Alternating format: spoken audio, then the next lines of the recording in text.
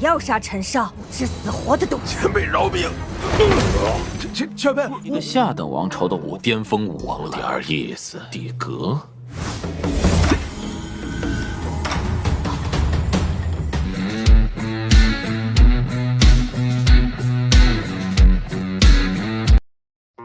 Halo guys, halo semuanya, dimana kalian berada, kembali lagi bersama Mimin di channel Alu Cerita Film. Dan bagaimana kabar kalian? Tentunya Mimin selalu doakan agar kalian semua dalam keadaan baik, sehat, dan bahagia selalu. Untuk episode kali ini Mimin akan membahas alur cerita Donghae series dari film Martial Master untuk part terbarunya.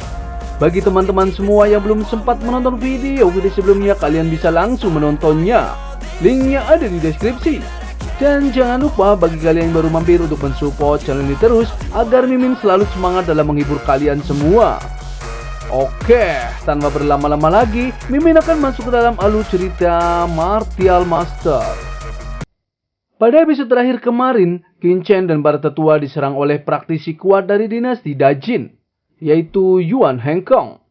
Dan Yuan Hengkong adalah praktisi di ranah Martial King tingkat 7, tahap menengah yang baru dipromosikan dari dinasti Dajin. Dan sebelumnya, Yuan Hengkong awalnya adalah ketua sekte bilah darah. Ia juga salah satu praktisi terkuat dari dinasti Dajin. Di saat Yuan Hengkong menyerang Qin Chen langsung mengeluarkan token bantuan kepada penguasa kebun raja obat. Tuan Yuan dengan sombongnya berkata kalau dinasti Wei tidak tahu mana yang baik dan mana yang buruk. Ia langsung mengeluarkan teknik andalannya untuk menyerang semua tetua di sana. Leluhur Liu dan para tetua pun mencoba menangkis serangannya. Namun apa daya, karena kesenjangan kekuatannya, mereka pun semua terpental oleh serangannya. Namun berbeda dengan Lord Qin Chen, ia dengan santainya berdiri sambil memandangi Tuan Yuan yang sebentar lagi akan mati.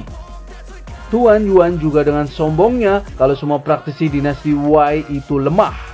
Ia mencoba menyerang kembali ke arah Qin Chen dengan kekuatan pedang darahnya.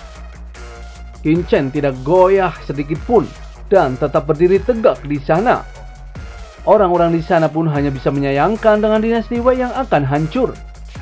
Akan tetapi di saat serangan Tuan Yuan akan mengenai Qin Chen, tiba-tiba ada seseorang yang menolongnya dan menangkis serangan Tuan Yuan. Tuan Yuan sangat terkejut dan ia ingin tahu siapa yang berani ikut campur dengannya. Ia berteriak seolah-olah paling kuat dan tidak ada tandingannya. Namun di saat ia tahu kalau yang datang adalah penguasa kebun raja obat, ia sangat ketakutan.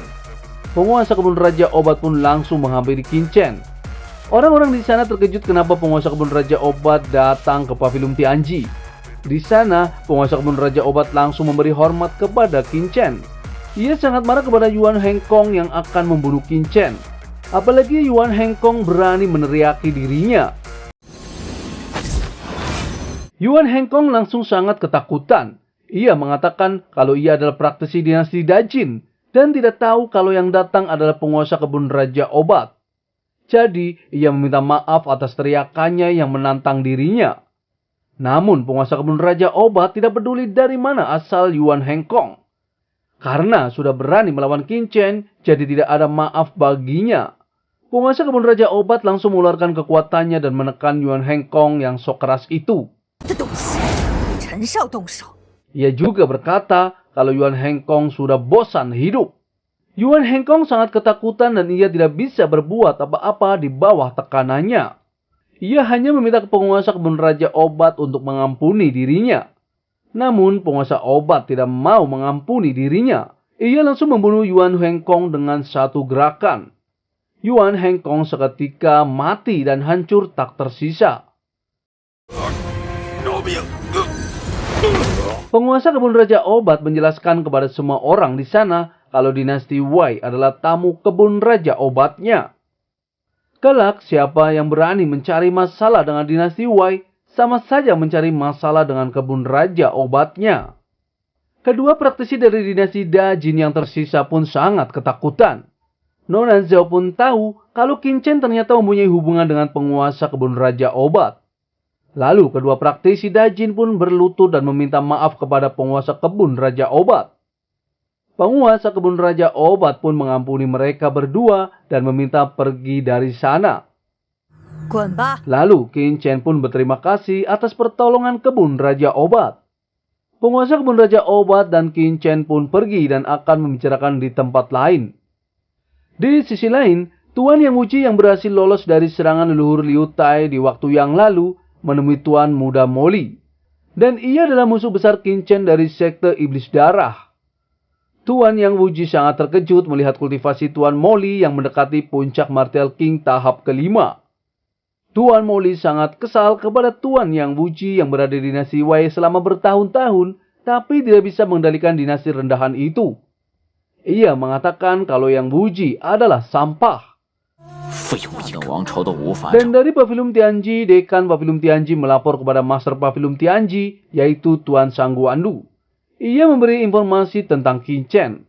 Master Pavilium tahu setelah Qin Chen mengunjungi penguasa kebun Raja Obat bersama tetua Zhuo Qingfeng, mereka langsung diterima oleh penguasa kebun Raja Obat. Jadi, Master Pavilium Tianji tahu kalau Qin Chen bukan berasal dari Pavilium Pildomain Baitian. Lalu Dekan Pavilium menjelaskan kalau tempat dinasti Dajin diambil oleh dinasti Wei. Namun Master Pavilium tidak peduli dengan semua itu, karena tidak ada hubungannya dengan Pavilium Tianji-nya.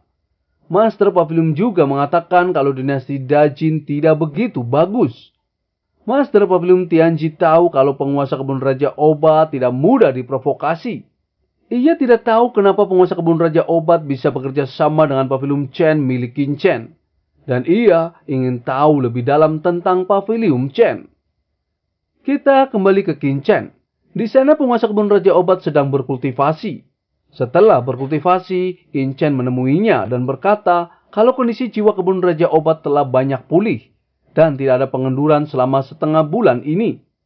Penguasa kebun Raja Obat pun berterima kasih karena semua itu berkat resep Lord Qin Chen. Qin Chen juga berkata kalau ia akan mengajari teknik rahasia penyembuhan kepada penguasa kebun Raja Obat. Penguasa kebun Raja Obat sangat senang mendengarnya. Lalu Qin Chen pun langsung mengajari teknik tersebut kepada penguasa kebun Raja Obat. Ia meminta penguasa kebun Raja Obat memahami dengan cermat dan jangan melawan dengan teknik yang diberikannya. Tak selang berapa lama, penguasa kebun Raja Obat pun berhasil menguasainya. Ia tahu kalau teknik tersebut adalah teknik pemurnian jiwa. Lalu, bagaimana keseruannya? Mimin akan bahas di episode mendatang ya. Terima kasih.